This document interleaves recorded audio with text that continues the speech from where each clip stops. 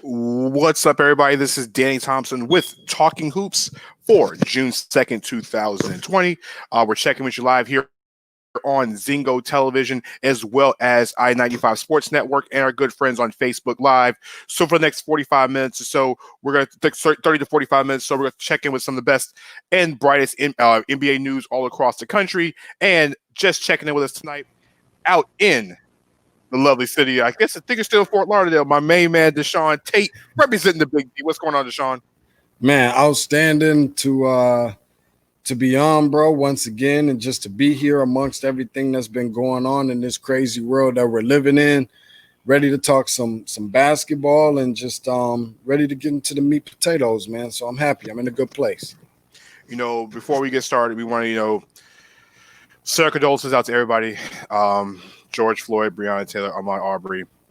It's been a rough week as far as is just being just in general in the United States. With myself and Deshaun both being African Americans, it really kind of hit us in different ways this week. And with that being said, it's just, we understand as African Americans. I don't know. I'll let Deshaun speak for himself on this one, but at least on my side of things, we know what we have to do in the situation. It's been a lot going on. It's just not even the last week or so. It's been like this since Deshaun, before me and you even were thought about. And change has to be made. And there's got to be better ways to come up with it. I don't have the answers in front of me to think about how it should be done, but everybody who's out there protesting, just stay safe. It's just stay safe. Deshaun, your thoughts about anything? Yeah, man. I want to make sure I say this before I forget, but happy belated birthday to you. Thank you, in regards to everything else, it's I'll be honest with you, man. It's not surprising to me. I think the only part about it that is probably surprising to me with everything that's going on is that it's surprising to people. However, I think that it is very important for us as Black people that as much as we want uh, people in general, specifically Caucasian and whites, to understand us and where we come from and what we've gone through. I think that it is very similarly and important for us as blacks to try to get an understanding of why Caucasians think the way that they do, think that it's okay, or maybe to dissect their brains in regards to or rather educating them rather on things, because some people who I believe I know personally and wouldn't lie to me to tell me that they aren't that they weren't really as aware of this as maybe we were. So at the end of the day, it's just about educating yourself. That's something that I hope all people do. It's something that we need to strive to do until we are no longer here. And it's one thing to not understand, but it's a whole nother thing to not want to understand. And collectively as a group, and I'm sorry if you're getting a little long-winded, but this is just the way I'm feeling, is that, it shouldn't take things like this for Black people to come together. But how confident should I really be that there's still not going to be Black on Black crime? That's very contradicting. And so we can't rush to point the finger at the white man for always keeping us down when we turn around and hurt and harm one another without coming together to unite and try to build ourselves up. Like I said, and like I said, for me, the most important thing right now is just to get an understanding of what we need to do. Like, just sit back and really just find ways to make this better for all of us. Um, you know, like I said, if you're gonna be out there protesting, just stay safe. You know, just peacefully protest.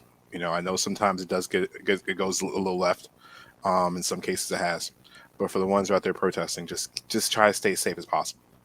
At this point in time. So we're not going to go into more of this because we can talk about this for hours. I know we both can. So, also before we get started on the show tonight, also more sad news across the basketball world. Wes Unseld, Hall of Famer, uh, Washington Bullet and Washington Wizard legend, Buffalo Bullets and Wizards legend.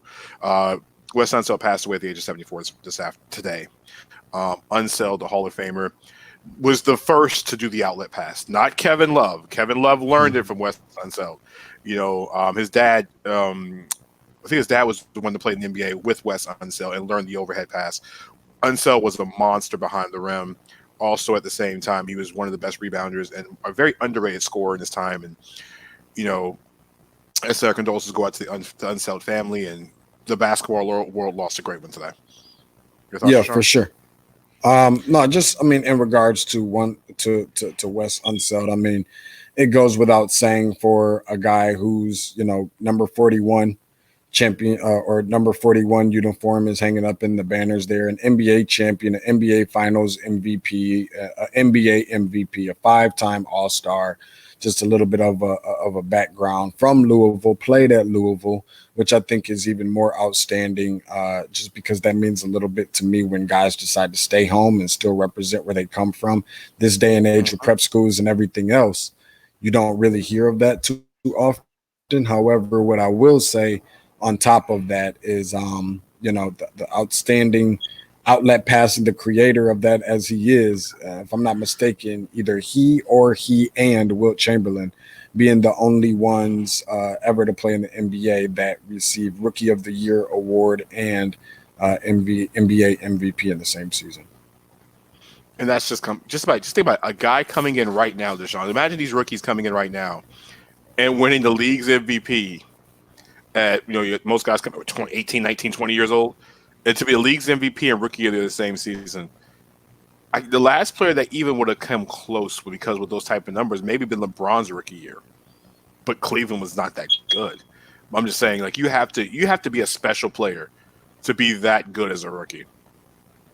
Speaking of being that good, Thursday it looks like it's going to be the day that we're all hopefully going to get everything in order.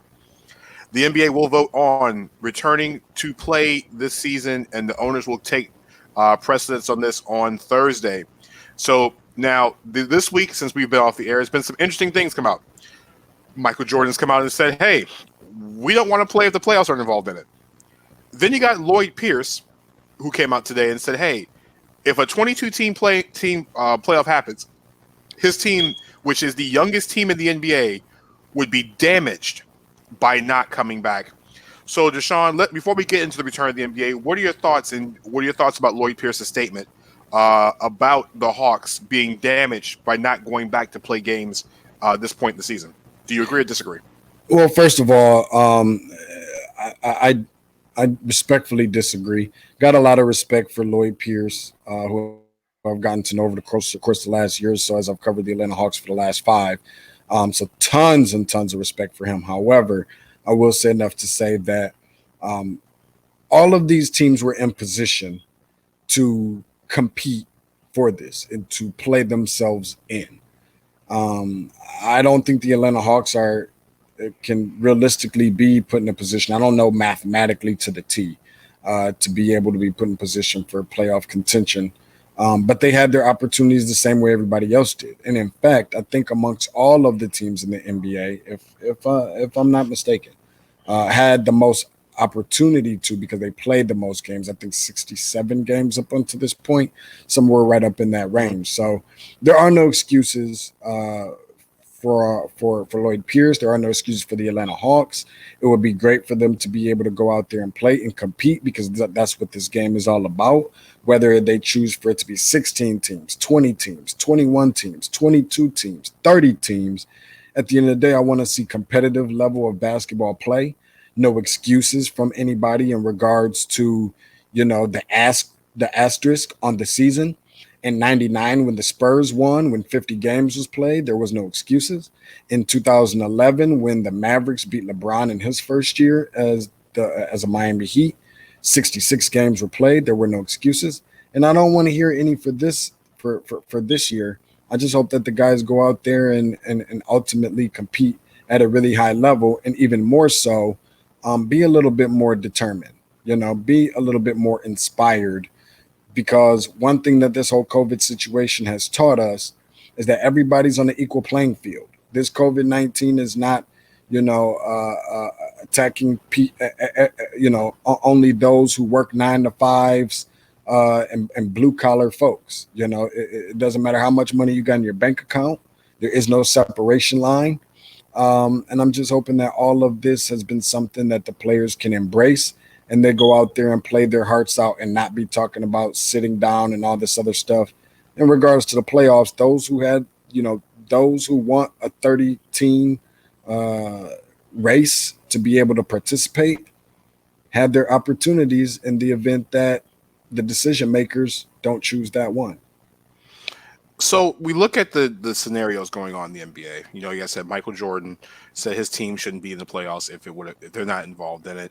Now you got teams like like the Atlanta Hawks saying, "Hey, it would be to our benefit to let's have the playoffs here." So with that being said, before we get into this, we're talking Atlanta Hawks, Lloyd Pierce. We talking about the development. Cam Reddish came out this week and said he wants to be the best two-way player in the NBA. Hey, listen. I'm all for a guy wanting to be the best at what he does, because to be the best two-way player in the league, there's a couple of guys that play on the same team that might want to meet with him outside in their next meeting. Guys in Kawhi Leonard and Paul George, two of the best two-way players in the league. For a guy like Cam Reddish, will this hurt him if the Hawks don't go back and play games? He was coming on. You've covered him. You've watched Cam Reddish over the last month and a half. He had just started turning that corner. Would not playing games prevent him from getting to that level? Because you got to think, if this season ends October 12th, like the NBA is talking about, there's no summer league in most cases, because they got to get this thing started real quick for the offseason. Will this development time kind of hurt Cam Reddish or kind of put him a little bit behind the 8 ball if we don't go back? I don't think so.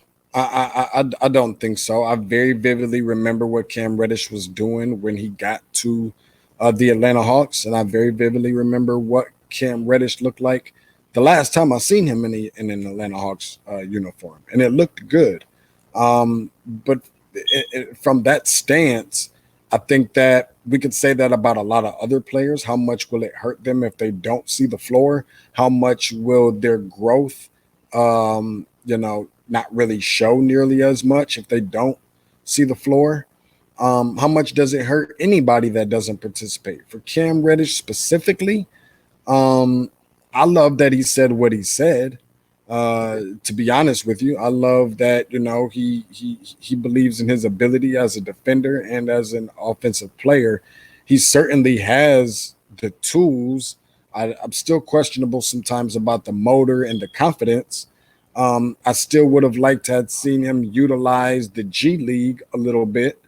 Even if it was for a game or two, just to get a feel for certain things. But there were some rumors floating around, that it may have hurt his confidence if he got sent down to the G League, and that's something that they didn't want to do. But this is a big boys game, and the way he's talking, I hope he backs it up. I got a good feeling that he will. There's certain parts of me that I wouldn't put my life on it. But with that said, there's a lot of people that felt like defensively he had a much better season than he did offensively. Now, how much of that was really his defense overshadowing how bad he was offensively early on? I think that there was bits and pieces of truth to that. But he came along on both sides of the ball towards the tail end of the season. And I wish for nothing but the best with this dude, because, again, some of my comparisons of him early on was, and again, I'm not saying this and that or he's going to be this player or not, but I always felt like Cam Reddish, I always felt that Rudy Gay could be the next or very close to a Scottie Pippen-ish. When you look at his size, his length, his athleticism, the way that he can shoot the ball, his all-around game. But he didn't want to be that. He wanted to be Rudy Gay. I see much of the same thing in Cam Reddish, but I just hope that I'm completely wrong about that. So I love the way that he's talking right now, for sure. And actually, when you say Rudy Gay, And Rudy Gay at Memphis was really good. He just had injury concerns. I think Rudy Gay in Memphis was really good. It wasn't the elite player that you wanted him to be. And for me, Cam Reddish has star written all over him. It's just that he's in a situation where he's got to learn how to shoot better, because when you have Trae Young, who likes to get you the ball, you got to be able to knock down shots. And that's the one thing. But otherwise, the Hawks have a bright future. We all know this. I mean, there's not one person that watches basketball that don't see the potential the Hawks have, especially now with Clint Capella. And I know you're down in Atlanta, or you cover the Hawks, so you cannot wait to start seeing April and May games with Trae Young in the playoffs, because only imagine what this guy does when the spotlight turns on. Other news about the NBA. So, with all the teams, having their thoughts about wanting to come back, and the NBA talking to 22 teams returning.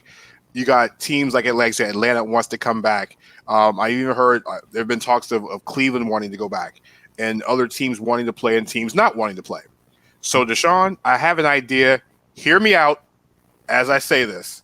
I want your take on this. I want Tate's take on this, because there's another take coming in about maybe 7 or 8 minutes. All right. Everybody wants in. There's also, in Clay Bennett's case, small markets need for everybody to come back, because if teams aren't playing in small markets, nobody gets any of this money that is being cut. Here's a scenario. You let the 22 teams play for the playoffs. All right. How is this going to work? Of course, you're going to have the 5 teams of the Western Conference. I think is Memphis, New Orleans, San Antonio, Sacramento, Portland, Washington, are the 6 teams that are from teams 17 to 22. Okay, you let them play a group style. Everybody plays everybody one time. All right. If the Washington Wizards end up with one of the 2 best records out of the pool play, they'll get a 3-game best of 3 against the Orlando Magic, who's the current 8th seed in the Eastern Conference. If they don't finish in the top 2 and 2 Western Conference teams play, they'll go ahead and play best 2 out of 3 against the 7th and 8th place team in the Western Conference. The winner of those series go on to take on Lakers, Clippers, or so on and so forth. All right, we start the playoffs at that point. For the other 8 teams that are not making the playoffs, you make them play best 2 out of 3, and the winner gets the number 1 overall pick in the draft. Everybody has something to play for. You get the top overall pick for the teams that don't make the playoffs, because remember, with the draft lottery system, teams 1, 2, and 3 have the same lottery balls. You give everybody a chance to get some extra games in. There's no summer league. Everybody gets maximum maybe 10 games on the loser side, on the non-playoff side. And like I said, if for some reason one of these teams that get in the play-in situation have to make the NBA playoffs, they're playing an additional extra 6 games. What's Tate's take on that? Am I completely nuts for this, or is this a good idea? Or I want to know your thoughts on that. I don't think it's a bad idea. I'm not sure that there's too many bad ideas that's really being thrown around out there, to be honest with you. I think it'll be interesting. I think it'll definitely be interesting to see how it all plays out, if you will. I one thing that I don't want to see happen is that we're rewarding teams for mediocrity. And with that being said, now you have a whole different line of concerns for teams that are going to intentionally lose for the sake of the pick, because they don't believe that they can make a deep run into the new NBA playoffs, if you will. And it's a lot of games for the losers, but I don't think that it's a bad idea, because you want to be put in a situation to where you can win. And I personally like the somewhat March Madness style. I mean, best of 3 or best of 5. And I do like that idea, because it does put the players and the organizations under a little bit more fire, or a little bit more heat, in order to win games that so many in the other 8 or whatever, what have you, really need to win. But the more basketball, the better. And I'll never turn that idea down. But from a standpoint of again, like we were saying before, feeling entitled to be a part of all of it. I wouldn't be mad if they just cranked out 16. I wouldn't be mad if they gave the team with the worst record in the NBA an opportunity to play for an NBA championship, because I think it'll make it that much more interesting. And in that case, who really knows what we'll see from in regards to who the champion will be, because you're giving everybody an opportunity, and it's a do or die.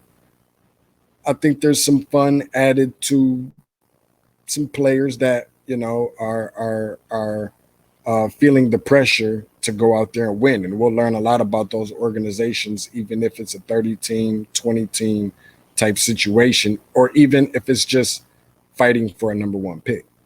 I think in this year's case, with the NBA not being a regular year, I would say this idea would be the idea for this year. I wouldn't think about Perfect. this going forward, because like I said, 17 to 22, the Eastern Conference doesn't want to cross pollinate with the Western Conference. We all understand that. Half the teams in the East don't want to play half the teams in the West. Let's just be honest here. And if they're not going to tell you, I'll say it for you. Do you really think the Indiana Pacers want a first round matchup with the Houston Rockets? They don't want that. Mm-mm. Do you think the Boston Celtics could potentially want a second round matchup with the LA Clippers? They don't want that either. You can say it all you want, so you can be the biggest fan person in the world, but let's be completely honest here. There's maybe two or three teams in the East that can hang with the best teams in the West. Let me ask you this, DT. Mm-hmm. Hypothetically speaking, since you threw it out there, in the event that the Indiana Pacers, healthy Victor Oladipo, matched up with the Houston Rockets, what does that series look like? It would I'm be just curious. What's the numbers on that? 5, no more than 6 games in the favor of Houston. Because what's going to happen is Indiana has to use Sabonis and use Miles Turner. They're going to have to use them. The problem is if they get into a running game with the Rockets, Sabonis ain't catching nobody going down the floor. That means, guess what? With Russell Westbrook and James Harden, you put Robert Covington on one side. PJ Tucker's one of the best shooting wing shooters in the league. They're going to spread the floor and basically shoot enough 3-pointers to make things happen. There's going to be games, of course, the Rockets aren't going to hit, but more times than not, the Rockets will hit enough shots. The Pacers don't have the firepower. They don't in a series like that. It's a horrible matchup. Can you imagine if I like Indiana to win 2 games there? Yeah, I love Indiana to win 2 games. And it wouldn't surprise me to see that thing go 7. It really would. Now, it would surprise me to see Indiana win the series, but I love Indiana to win 2 games. And anytime a team can win 2 games, depending on where they're going back to after that, anything can happen. But I love them to win 2 games. I mean, we all want to see the cross-pollination of both conferences, the best 16 teams, going at it. But then if you're going to put the best 16 teams, the problem is you're going to have to do neutral sites, because there's no way with travel of the East and Western Conference, you want an Eastern Conference team, especially on the East Coast, having to play a Western Conference team. There's nothing worse than that. But we're talking about it all being under one roof, correct? Yeah, this year. But the thing is, you also want to have the less likelihood of an asterisk, because people are going to say, if so and so they didn't win it the traditional way of what's happened in the NBA for the previous 73 seasons. So if you I would say reinvent the wheel and go 1 through 16, it's going to be an asterisk. People are going to call for the asterisk because it's not typical, quote unquote, air quotes, the traditional way of the playoffs.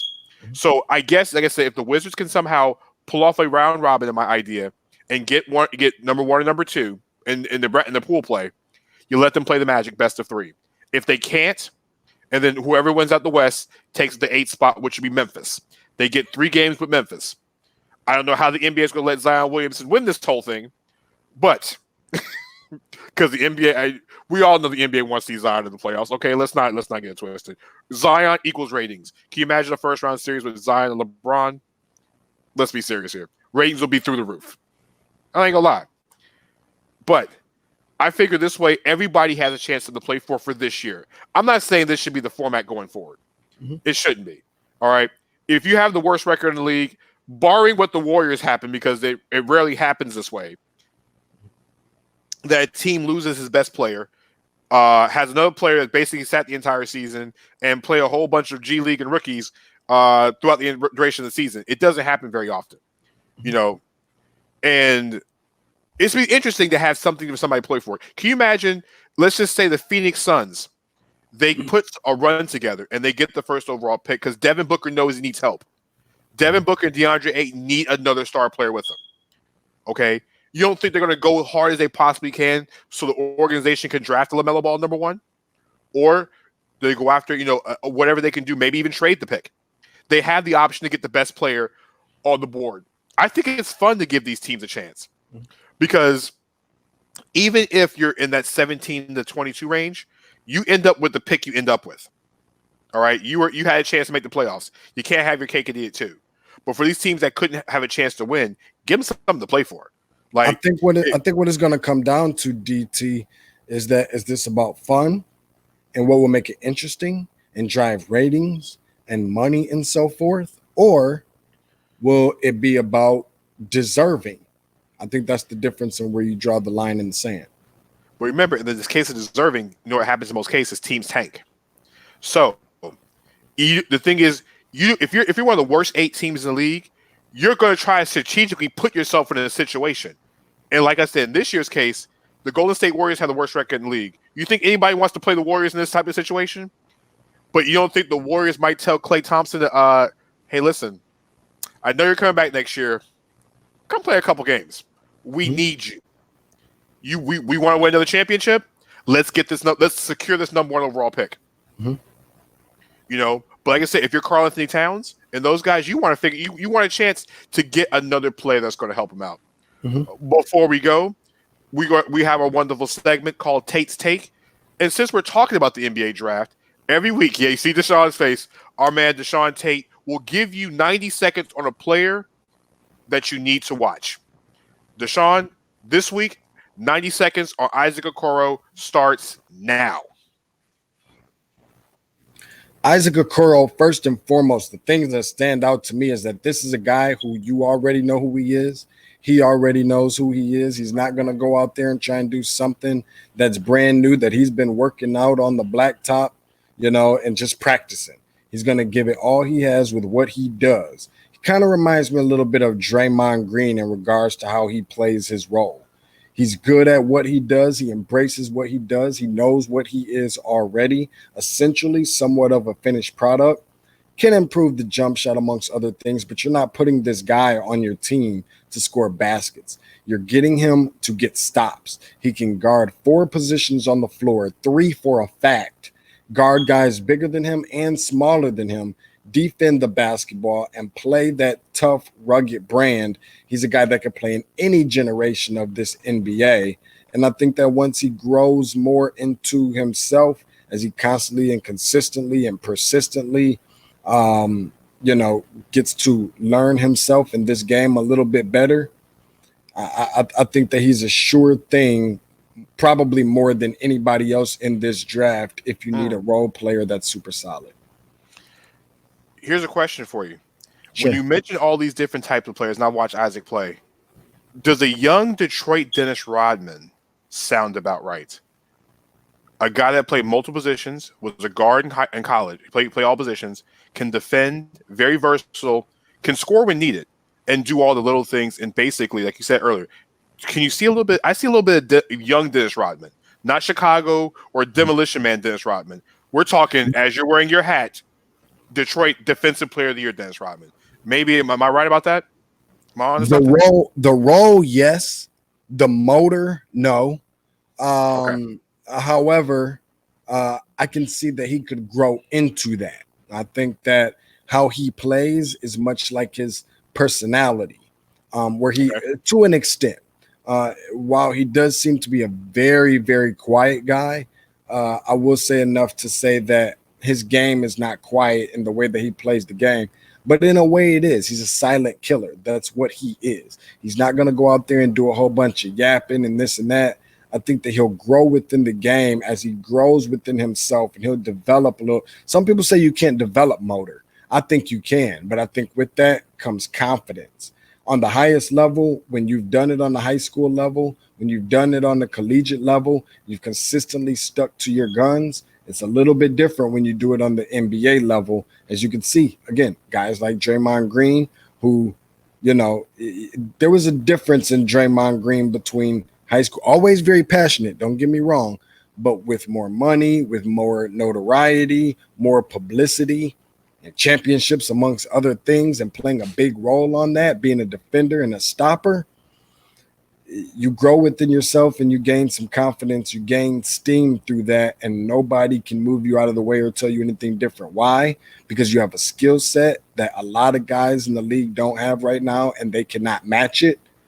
And if you can go out there and be tougher, more physical than other guys, you're going to be a really, really hard player to stop, because this is a totally different brand. This is more international brand of the NBA that we're looking at right now. And I think that this NBA can still utilize guys who play the American style, that are not banging the door down, trying to kick it down so that they can have opportunities for the ball to be passed to them to shoot it.